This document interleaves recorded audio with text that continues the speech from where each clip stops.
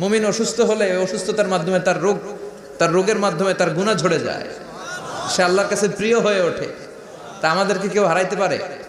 কথা বলেন, আমাদের কেউ ভয় দেখাইতে পারে? এখানে অনেক হিউজ মোটিভেশন আছে। যারা হতাশ, যাদের জীবন ভাল লাগে না, মরে যেতে মনে চায়, গার্লফ্রেন্ড গালি দিচ্ছে, আছে না নাই? আবার বয়ফ্রেন্ড গার্লফ্রেন্ডের গালি দিছে, এ ওড়না পেঁচায়া ফ্যানের মধ্যে ঝুলে আত্মহত্যা করে। কত বড় পাগল, তুই মরলি কেন? গালি দিছে তো কি হয়েছে?